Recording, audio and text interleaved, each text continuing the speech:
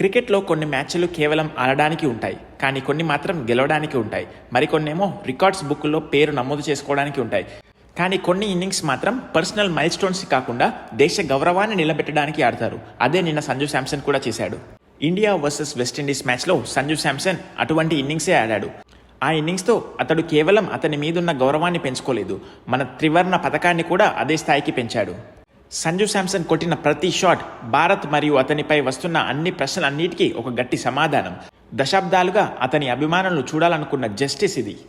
2011 ఫైనల్లో గౌతమ్ గంభీర్ చూపించిన అదే తెగువ చూపించాడు ఇప్పుడు సంజు శాంసన్. అందుకే ఈ 97 రన్స్ అనేది కేవలం ఒక పరుగులే కాదు, దేశ గౌరవం. సరిహద్దు అవతల కూర్చున్న మొహమ్మద్ ఆమీర్ లాంటి వాళ్ళకి ఒక గట్టి సమాధానం ఈ ఇన్నింగ్స్. ఇది 2016లో వెస్టిండీస్ చేతిలో ఎదురైన ఆ ఘోర ఓటమికి ప్రతీకారం ఇది. నిన్న జరిగిన మ్యాచ్లో టీమిండియా సంజు శాంసన్ ఇన్నింగ్స్ వల్లే ఒక చరిత్ర సృష్టించింది. అదే కాకుండా మొదటిసారి వరల్డ్ కప్లో 190+ స్కోర్ని చేజ్ చేసింది. సంజు శాంసన్ విరాట్ కోహ్లీ రికార్డును బద్దలు కొట్టాడు. మన ఇండియా తరపున వరల్డ్ కప్స్లో చేజింగ్ చేసేటప్పుడు హైయెస్ట్ ఇండివిజువల్ స్కోర్ని నమోదు చేశాడు సంజు శాంసన్. సంజు శాంసన్ నిన్నటి మ్యాచ్లో 100 చేయకపోవచ్చు, కానీ 100 కంటే ఇలాంటి 97s చాలా అంటే చాలా ఇంపార్టెంట్ మన దేశానికి. అది గౌతమ్ గంభీర్ ఇన్నింగ్స్ అయినా, మహేంద్ర సింగ్ ధోని ఇన్నింగ్స్ అయినా, ఇప్పుడు వచ్చిన సంజు శాంసన్ ఇన్నింగ్స్ అయినా. ఇప్పుడు దేశం మొత్తం ఒకటే అంటుంది, thank you Sanju Samson, justice served అని. మన టీమిండియా 5 వికెట్ల తేడాతో మ్యాచ్ గెలిచింది మరియు వెస్టిండీస్పై భారీ ప్రతీకారాన్ని తీర్చుకుంది. సెమీఫైనల్కు కూడా వెళ్ళింది మన భారత జట్టు. మొదట బ్యాటింగ్ చేసిన వెస్టిండీస్ 195 రన్స్ చేసింది. నిజం చెప్పాలి అంటే హాఫ్ ఇన్నింగ్స్ టైంలో అది చాలా అంటే చాలా పెద్ద స్కోరే అనిపించింది అందరికీ. అండ్ ఇప్పటి వరకు మనం 190+ టార్గెట్ని ఎప్పుడూ చేజ్ చేయలేదు T20 వరల్డ్ కప్స్లో. నిన్నటి మ్యాచ్లో మనం మొదట బౌలింగ్ చేస్తున్నప్పుడు మన బౌలింగ్ ఎక్స్పోజ్ అయింది.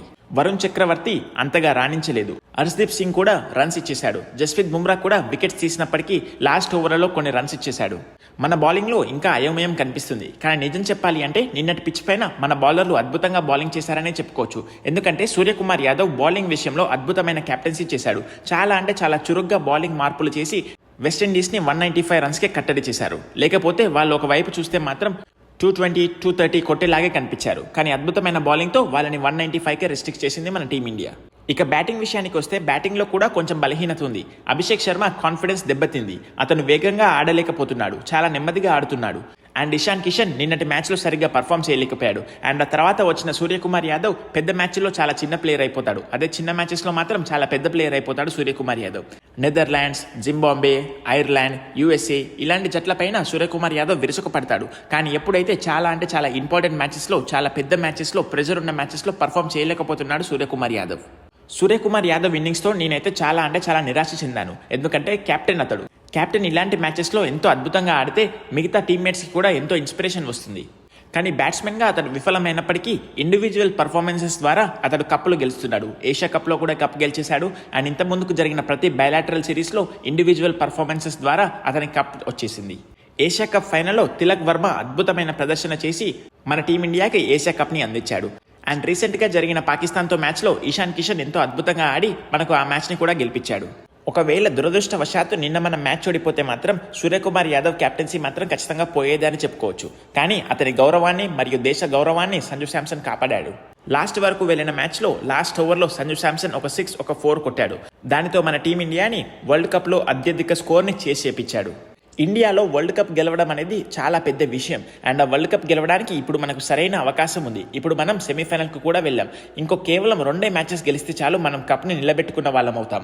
ఇప్పటి వరకు T20 వరల్డ్ కప్ని ఏ జట్టు కూడా 3 సార్లు గెలవలేదు. అండ్ ఏ జట్టు కూడా సక్సెస్ఫుల్గా డిఫెండ్ చేసుకోలేదు. అండ్ ఆల్సో ఏ జట్టు కూడా హోమ్ కండిషన్స్లో గెలవలేదు. ఒకవేళ టీమిండియా గనక ఈ వరల్డ్ కప్ని గెలిస్తే మాత్రం ఇవన్నిటిని బ్రేక్ చేసిన వాళ్ళం అవుతాం. అండ్ నేను అదే కోరుకుంటున్నాను, అలాగే అవ్వాలని. ఇక సెమీఫైనల్స్ విషయాన్ని గురించి మాట్లాడుకుంటే ఇండియా వర్సెస్ ఇంగ్లాండ్ ముంబైలో జరగబోతుంది మ్యాచ్. అండ్ ఆ తర్వాత ఇంకో సెమీఫైనల్ వచ్చేసరికి మాత్రం న్యూజిలాండ్ వర్సెస్ సౌత్ ఆఫ్రికా, అది ఈడెన్ గార్డెన్స్లో జరగబోతుంది. డారెన్ శామీ కెప్టెన్గా ఉన్నప్పుడు 2016లో T20 వరల్డ్ కప్లో టీమిండియాని ఓడించాడు, అది కూడా సెమీఫైనల్. ఇప్పుడు అతను కోచ్గా ఉన్నాడు ఆ టీంకి. కానీ మన జట్టు మాత్రం డారెన్ శామీ జట్టు మీద ఆధిపత్యాన్ని చెలాయించింది నిన్నటి మ్యాచ్లో. నిన్నటి మ్యాచ్ తర్వాత సంజు శాంసన్ ఒకటే అన్నాడు. పోస్ట్ మ్యాచ్ ఇంటర్వ్యూలో ఏమన్నాడు అంటే అతడు నన్ను సపోర్ట్ చేసిన ప్రతి ఒక్క అభిమానికి ఈ ఇన్నింగ్స్ అంకితం అని చెప్పాడు. అండ్ ఆల్సో తన లైఫ్లో ఇప్పటి వరకు ఇదే అత్యుత్తమ మూమెంట్ అని చెప్పాడు. అతను టీమిండియాకి దాదాపు 10 సంవత్సరాల నుంచి ఆడుతున్నాడు. దాదాపు 60కి పైగా మ్యాచ్లు ఆడాడు. కానీ ఒక్క మ్యాచ్ కూడా కెరియర్ డిఫైనింగ్ మూమెంట్ ఎప్పుడూ రాలేదు. కానీ నిన్నటి మ్యాచ్తో సంజు శాంసన్ నేషనల్ హీరో అయిపోయాడు. సంజు శాంసన్ అతనికి అతను న్యాయం చేసుకుంటున్నాడు. నాకౌట్ మ్యాచెస్లో 190+ టార్గెట్ అనేది చాలా అంటే చాలా పెద్ద టార్గెట్. ఒకవైపు ప్రెషర్ ఉంటుంది, ఒకవైపు కోట్ల మంది అభిమానుల నుంచి ఎక్స్పెక్టేషన్స్ ఉంటాయి. ఇంకొక వైపు చూస్తే ఏమో అభిషేక్ శర్మ త్వరగా అవుట్ అయిపోయాడు. ఆ తర్వాత వచ్చిన ఇషాన్ కిషన్ కూడా త్వరగా అవుట్ అయిపోయాడు.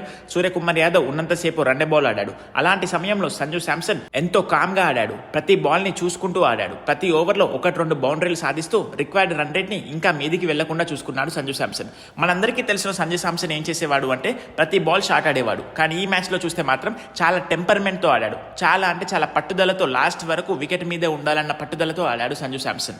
మన టీం ప్రెషర్లో ఉన్నా కానీ అతడు ఆందోళన చెందలేదు. అతని మీద అతని నమ్మకం ఉంచుకొని టీమిండియాని గట్టెక్కించాడు నేటి మ్యాచ్లో. ఇప్పుడు కేవలం కేరళ వాళ్ళే కాకుండా దేశం మొత్తం అంటున్నారు మా ప్లేయర్ అని. వరల్డ్ కప్ సెమీఫైనల్కి వెళ్ళాలంటే ఖచ్చితంగా గెలవాల్సిన మ్యాచ్లో సంజు శాంసన్ ఇలాంటి ఇన్నింగ్స్ ఆడాడు. ఇదైతే నిజం చెప్పాలంటే గాడ్స్ ప్లాన్ అనే చెప్పుకోవచ్చు. ఎందుకంటే వరల్డ్ కప్కి ముందు 6 నెలల వరకు సంజు శాంసన్ అసలు సరిగ్గా టీంలోనే లేడు. అతని బదులు శుభ్మన్ గిల్ని ఆడిపించారు. ఓపెనింగ్లో చూస్తేనేమో సంజు శాంసన్ ప్లేస్ని శుభ్మన్ గిల్ తీసుకున్నాడు. ఇక కనీసం మిడిల్ ఆర్డర్స్లో అయినా ఆడుదామంటే అతని ప్లేస్ని జితేష్ శర్మ తీసుకున్నాడు. ఆ తర్వాత ఎట్టకేళ్లకు అతనికి అవకాశం వచ్చింది. కానీ న్యూజిలాండ్తో సిరీస్లో అతడు ఘోరంగా విఫలమయ్యాడు. ఆ తర్వాత బెంచ్కే పరిమితమయ్యాడు. అతని ప్లేస్లో ఇషాన్ కిషన్ వచ్చాడు. కానీ గాడ్స్ ప్లాన్ ఎలా ఉంటుంది అంటే అభిషేక్ శర్మ నుంచి రన్స్ సరిగ్గా రావడం లేదు. అండ్ తిలక్ వర్మ నెంబర్ 3లో సరిగ్గా పర్ఫామ్ చేయకపోవడంతో అతని నెంబర్ 6 పంపించి ఇషాన్ కిషన్ ని నెంబర్ 3కి పంపించి సంజు శాంసన్ ని ఓపెనర్ గా పంపించారు. ఇక డిసైడింగ్ మ్యాచ్ లో ఇలాంటి ఇన్నింగ్స్ ఆడాడు Sanju Samson. Hats off Sanju Samson, thank you so much. ఇలాంటి ఇన్నింగ్స్ నేను కేవలం 2-3 మాత్రమే చూశాను. ఇంతకు ముందు విరాట్ కోహ్లీ 2016లో ఆస్ట్రేలియాపై ఇలాంటి ఇన్నింగ్సే ఆడాడు. ఆ తర్వాత పాకిస్తాన్ మీద కూడా 2022 వరల్డ్ కప్లో ఇలాంటి ఇన్నింగ్స్ ఆడాడు విరాట్ కోహ్లీ. ఇప్పుడు చూస్తే మాత్రం సంజు శాంసన్ సేమ్ అలాంటి ఇన్నింగ్సే ఆడాడు. టీమిండియాని సెమీఫైనల్ వరకు చేర్చాడు.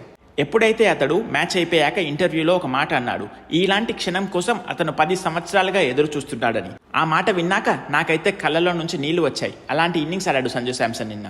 ఇది మొత్తం చూస్తుంటే నాకు ఒకటి అర్థమవుతుంది. కాలం ప్రతి ఒక్కరికి ఒక అవకాశం వస్తుంది. ఆ దేవుడు ప్రతి ఒక్కరికి ఒక అవకాశం ఇస్తాడు. కానీ ఎవరైతే పట్టుదలతో ప్రాక్టీస్ చేస్తారో, అవకాశాలు రావట్లేదని నిరాశ చెందకుండా ప్రాక్టీస్ పైన నిమగ్నమై ఉంటారో వారికే విజయం వరిస్తుంది. నిన్నటి మ్యాచ్లో కూడా సంజు శాంసన్కి అవకాశం రావగానే ఎంతో అద్భుతంగా ఆడాడు టీమిండియాకి. ఇక నిన్నటి మ్యాచ్లో బ్యాటింగ్ పరంగా చూసుకుంటే మాత్రం తిలక్ వర్మ గురించి ఎవరూ ఎక్కువగా మాట్లాడట్లేదు. కానీ తిలక్ వర్మ ఆడిన ఇన్నింగ్స్ ఎంతో అద్భుతమైన ఇన్నింగ్స్. కీలక టైంలో వచ్చిన అతడు కేవలం 15 బాల్స్లోనే 27 రన్స్ స్కోర్ చేశాడు. 4 4లు కొట్టాడు, 1 6 కొట్టాడు. ఎంతో కీలకమైన సమయంలో మన టీమిండియాకి మంచి స్కోర్ని అందించాడు తిలక్ వర్మ. ఇక మన టీంలో మోస్ట్ అండర్ రేటెడ్ ప్లేయర్ ఎవరైనా ఉన్నారు అంటే అది మాత్రం శివం దూబే అని చెప్పుకోవచ్చు. పెనల్టిమేట్ ఓవర్లో 19th ఓవర్లో అతడు 2 4లు కొట్టాడు. అక్కడ గనక ఒకవేళ శివం దూబే 2 4లు కొట్టకపోతే మాత్రం లాస్ట్ ఓవర్లో మనం ఎక్కువ రన్స్ చేస్ చేయాల్సి వచ్చేది. కానీ శివం దూబే ఎంతో అద్భుతంగా ఆడాడు కాబట్టి లాస్ట్ ఓవర్లో కొంచెం ప్రెషర్ తగ్గింది మనకు. శివం దూబే అండ్ తిలక్ వర్మకి కూడా మనం ఈ మ్యాచ్తో థ్యాంక్ యూ ఖచ్చితంగా చెప్పాలి వాళ్ళకు. ఎందుకంటే వాళ్ళు అలాంటి ఇన్నింగ్స్ ఆడారు. పేరు అంతగా రానప్పటికీ కూడా వాళ్ళ ఇన్నింగ్స్ ఒక రిమార్కబుల్ ఇన్నింగ్స్. ఇక మన టీమిండియా యొక్క బలహీనతల గురించి చూసుకుంటే మాత్రం వరల్డ్ కప్ ముందు వరకు మన టీమిండియాలో 2 బలాలు ఉన్నాయి. వాళ్ళే Abhishek Sharma the batter and Varun Chakaravarthy the bowler. కానీ వరల్డ్ కప్కు వచ్చేసరికి మాత్రం వాళ్ళిద్దరూ సరిగ్గా పర్ఫామ్ చేయడం లేదు. వాళ్ళ దగ్గర నుంచి మనం ఎంతో ఎక్స్పెక్ట్ చేస్తున్నాం. కానీ వాళ్ళ దగ్గర నుంచి మాత్రం ఆశించినంత ఫలితాలు రావడం లేదు. వరల్డ్ కప్కి ముందు 1.5 సంవత్సరం వరకు వాళ్ళిద్దరూ ఎంతో అద్భుతంగా ఆడారు. కానీ కీలకమైన సమయంలో పెద్ద టీంల మీద వాళ్ళు సరిగ్గా పర్ఫామ్ చేయడం లేదు. ఇది చాలా నిరాశ తెప్పిస్తుంది మనకు. ఇక ఈ వరల్డ్ కప్లో మనం గెలవాలి అంటే కేవలం 2 మ్యాచెస్ గెలిస్తే చాలు. వరుసగా 2 మ్యాచెస్ గెలిస్తే ఈ వరల్డ్ కప్ మనదే అవుతుంది. అభిషేక్ శర్మ అండ్ వరుణ్ చక్రవర్తి ఈ 2 మ్యాచెస్లో మంచిగా పర్ఫామ్ చేస్తే మాత్రం టీమిండియాకి అసలు ఎదురుండదు. మరి చూడాలి అభిషేక్ శర్మ అండ్ వరుణ్ చక్రవర్తి నెక్స్ట్ మ్యాచెస్లో ఎలా పర్ఫామ్ చేస్తారని. ఇక మన కెప్టెన్ సూర్యకుమార్ యాదవ్ నుంచి కూడా ఎంతో ఎక్స్పెక్ట్ చేస్తున్నాం బ్యాట్ నుంచి. కానీ అతడి బ్యాట్ నుంచి కూడా రన్స్ రావడం లేదు. మరి చూడాలి నెక్స్ట్ 2 మ్యాచెస్లో సూర్యకుమార్ యాదవ్ ఎలా ఆడుతాడని. ఇప్పటి వరకు జరిగిన మ్యాచెస్ అన్నింటిలో మనం ఇండివిజువల్ పర్ఫార్మెన్స్ ద్వారా గెలిచాం. నిన్నటి మ్యాచ్లో కూడా సంజు శాంసన్ ఇండివిజువల్ పర్ఫార్మెన్స్ వల్ల గెలిచాం. కానీ నిజం చెప్పాలి అంటే వరల్డ్ కప్ లాంటి టోర్నమెంట్స్లో గెలవాలి అంటే టీం మొత్తం కలెక్టివ్ యూనిట్గా పర్ఫామ్ చేయాలి. నెక్స్ట్ 2 మ్యాచెస్లో మన టీమిండియా అదే చేస్తారని నేనైతే ఆశిస్తున్నాను. ఇక వరల్డ్ కప్ సెమీఫైనల్ వచ్చేసరికి మాత్రం ఇండియా వర్సెస్ ఇంగ్లాండ్ ముంబైలో జరగబోతుంది మ్యాచ్. ఆ మ్యాచ్లో మనం గెలిస్తే మాత్రం డైరెక్ట్గా ఫైనల్కి వెళ్ళిపోతాం. ఇక ఫైనల్లో ఒక జట్టును ఓడిస్తే మాత్రం మనదే కప్ అవుతుంది. నేనైతే దేవుని అదే ప్రార్థిస్తున్నాను. ఖచ్చితంగా మన టీమిండియా నెక్స్ట్ 2 మ్యాచెస్లో గెలవాలి అని.